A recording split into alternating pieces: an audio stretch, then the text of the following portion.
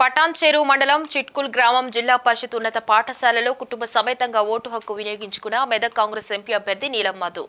ఈ సందర్భంగా నీలం మధు మాట్లాడుతూ ఓటు అనేది రాజ్యాంగం కల్పించిన హక్కు అని, దానిని ప్రతి ఒక్కరూ వినియోగించుకొని ప్రజాస్వామ్య ఏర్పాటులో భాగం కావాలని కోరారు.